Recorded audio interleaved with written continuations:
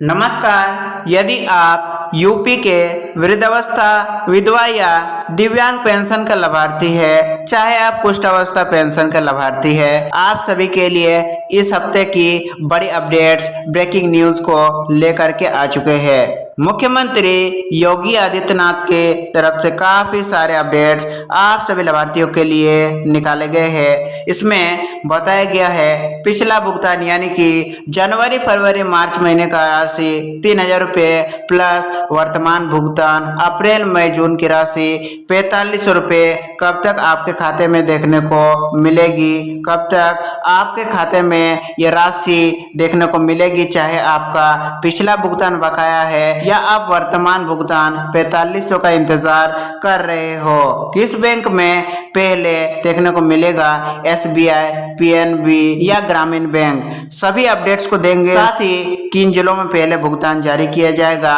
और वृद्ध, विधवा या दिव्यांग में से किस लाभार्थी के खाते में पहले राशि देखने को मिलेगा, सभी डाउट्स को एक ही वीडियो में हम क्लियर करने वाले हैं। यदि आप हमारे चैनल पर पहली बार आए हैं, चैनल को सब्सक्राइब करके इस चैनल के साथ जरूर जुड़िएगा, क्योंकि इसी प्रकार से हम हर हफ्ते यूपी पेंशन योजना के अपडेट्स को लाते रहते हैं। जल्द मिलेंगे 3,000 प्लस 4500 रुपये, जिसका आदेश जारी हो चुके हैं। जी हाँ, उत्तर प्रदेश सरकार की तरफ से इस समय सबसे बड़ी खबर यह है कि मुख्यमंत्री योगी आदित्यनाथ ने विधानसभा में सामाजिक पेंशन योजनाओं की राशि बढ़ाने की घोषणा कर दी है, जिनमें वृद्धा, विधवा और दिव्यांग पेंशन को 1,000 से बढ़ाकर के 1500 प्रति माह करने का ऐलान किया जा चुका है। जी हाँ, यानी आप हर तिमाही आपको 3,000 की जगह 4,500 मिलने की उम्मीद है। सरकार ने इसके लिए बजट 2026-27 में भी प्रावधान रखने की बात कही है। कई जिलों से जो जानकारी सामने आई है, उसके अनुसार जनवरी, फरवरी, मार्च 2026 की किस्त 3,000 अभी भी हजारों वृद्ध जनों के खाते में नहीं पहुंची है, जिसका अपडेट हमने अपने पिछले यूपी पेंशन अपडेट वीडियो में दे दिया था। अब बात करते हैं उस सवाल की जिसका इंतजार 1 करोड़ से भी ज्यादा लाभार्थी कर रहे हैं। विभिन्न ग्राउंड रिपोर्ट्स और विभागीय सूत्रों के अनुसार अप्रैल, मई, जून 2026 की फाइल जून के तीसरे सप्ताह में प्रोसेस होने की संभावना बताई जा रही है। कुछ रिपोर्ट्स के अनुसार 15 जून से 25 जून के बीच फाइल पीएफएमएस पर जा सकती है। इसके बाद जून के अंतिम सप्ताह से लेकर के जुलाई के पहले या दूसरे सप्ताह तक भुगतान शुरू होने की संभावना है। जैसे ये भुगतान शुरू हो जाता है, धीरे धीरे करके 1 महीने के अंदर सभी लाभार्थियों के खाते में राशि भेज दी जाती है। यानी कि यदि आज राशि का भुगतान होना शुरू होता है, तो अगले महीने की 15 तारीख तक राशि को क्लियर कर दिया जाएगा।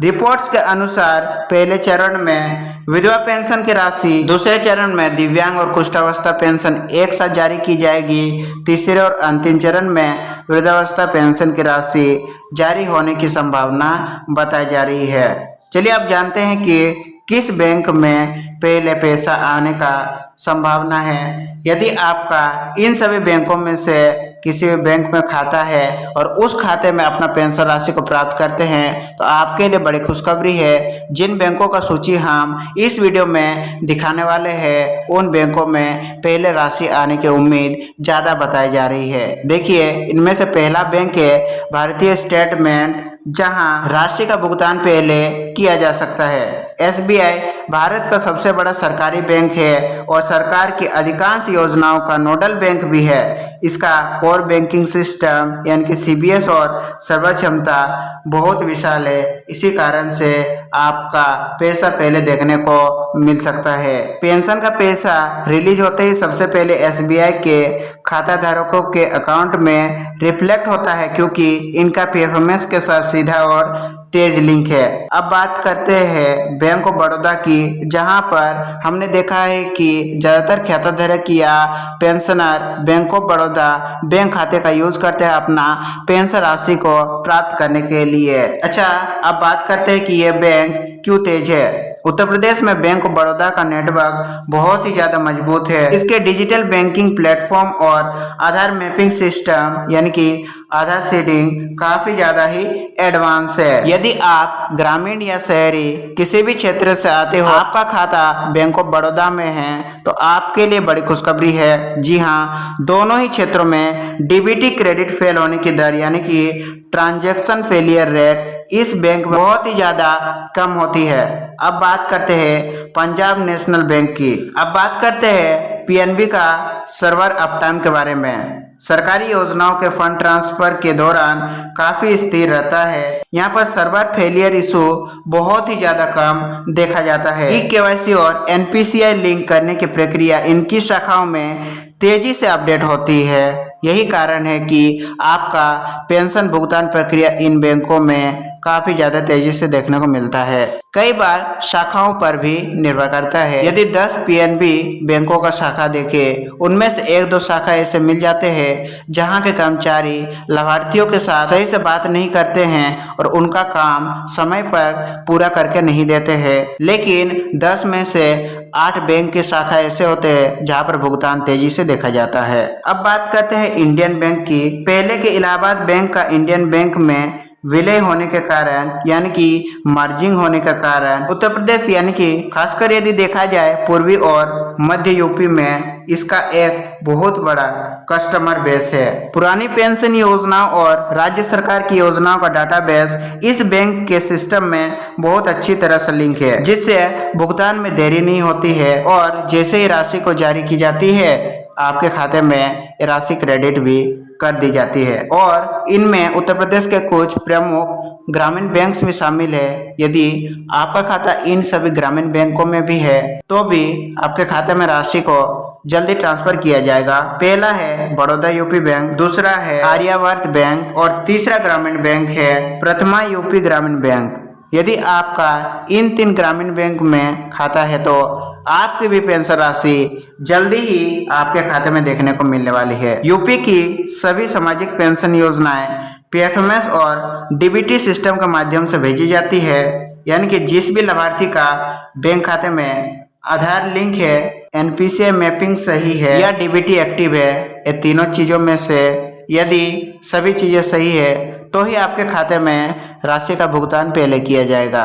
यदि तीनों चीजों में से कोई भी चीजें गलत पाई जाती है, यह खाता किसी कारणवश बंद या फ्रीज हो जाता है, तो भी आपका पेंशन राशि आपके बैंक खाते में देरी से देखने को मिल सकती है। यदि ये सभी चीजें सही है तो आप सभी निश्चिंत रहिए, कभी भी आपके खाते में 4500 की राशि मिल सकती है।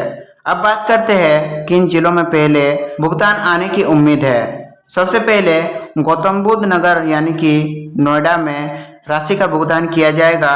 यहाँ का डिजिटल और बैंकिंग इंफ्रास्ट्रक्चर राज्य में सबसे बेहतरीन है, जिससे डाटा वेरिफिकेशन और भुगतान तेजी से होता है। और दूसरा जिला है लखनऊ। राज्य की राजधानी होने के कारण यहाँ प्रशासनिक निगरानी बहुत सख्त होती है, जिससे फाइलों की पेंडेंसी बहुत ही ज्यादा कम मानी जाती है।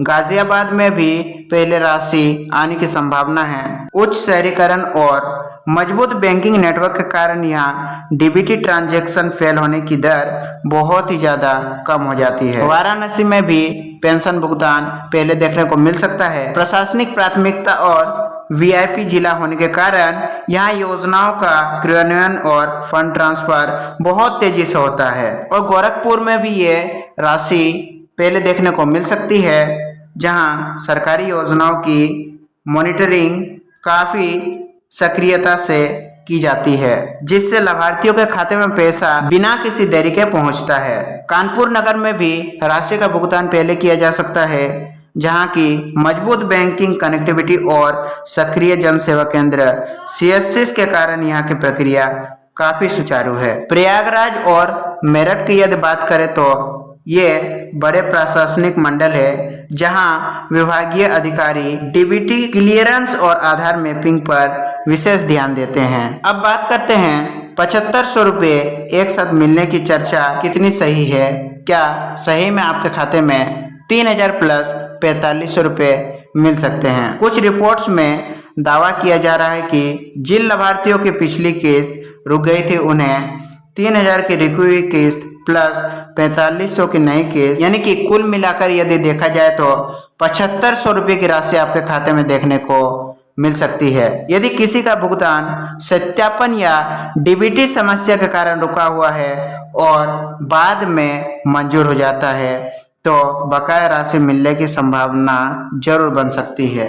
यदि इन सभी दिक्कतों में से कोई भी दिक्कत के कारण यदि आपका पैसा पिछले महीने नहीं आ पाया है तो जल्द से जल्द इन सभी समस्याओं का समाधान करवा लें, ताकि इस महीने पिछला महीना का भुगतान प्लस इस महीने का नया दर का भुगतान दोनों राशि एक साथ आपके खाते में आ सके। अगर आपने हाल ही में वृद्धा, विधवा या दिव्यांग पेंशन के लिए आवेदन किया है तो यह जानकारी आपके लिए है। केवल आवेदन करने से पैसा नहीं मिल जाता है। यदि हाल फिलहाल में आपने इन सभी पेंशन योजनाओं में से किसी भी पेंशन योजना में नया आवेदन दिया है और आप अपना पहला किस्त यानी कि पहला किस्त का राशि 4500 रुपये पेंशन राशि का इंतज़ार कर रहे हैं और आपको इससे पहले कभी भी पेंशन राशि का लाभ प्राप्त नहीं हुआ है, आपका पहला किस्त है, तो केवल आवेदन करने से ही आपका किस्त आपके खाते में नहीं आएगा। बताया जा रहा है कि आपका आवेदन अप्रूव्ड होना चाहिए, ई-केवाईसी पूरी होनी चाहिए, आधार बैंक खाते से लिंक होना चाहिए, एनपीसीआई मैपिंग भी सही होना चाहिए। इन सभी प्रक्रियाओं के बाद ही भुगतान शुरू हो सकेगा। यदि इन सभी चीज़ों में से कोई भी चीज़ें ऐसी पाई जाती है जहां पर गड़बड़ी या त्रुटि है तो आपका पेंशन को रोका जा सकता है और वापस आपको उस योजना में फॉर्म फिलअप करके सुधार करने की आवश्यकता पड़ सकती है। अब सरकार सत्यापन को लेकर के काफ़ी सख्त हो गई है, इसीलिए सभी लाभार्थी ध्यान दें। ई-केवाईसी और आधार डीबीटी अब सबसे जरूरी शर्त बन चुके हैं। इसके अलावा वृद्धा पेंशन के लिए उम्र संबंधी दस्तावेजों की जांच भी बढ़ा दी गई है। कई जगहों पर केवल आधार कार्ड की जन्म तिथि पर्याप्त नहीं मानी जा रही है।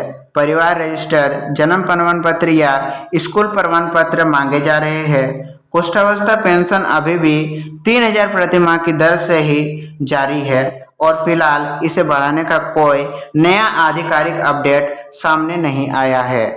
फिलहाल अभी कोई भी ऐसा आधिकारिक अपडेट नहीं आया है कि कुष्ठावस्था पेंशन को 3000 से बढ़ा करके 4500 या 5000 प्रति माह किया गया हो या किया जाएगा। यदि भविष्य में ऐसा होता है तो हमारे इस चैनल के माध्यम से आप सभी को सबसे पहले अपडेट यानी कि सूचित करने का प्रयास किया जाएगा। हम मिलेंगे अगले हफ्ते उत्तर प्रदेश पेंशन योजना से जुड़े महत्वपूर्ण और बड़े अपडेट्स के साथ।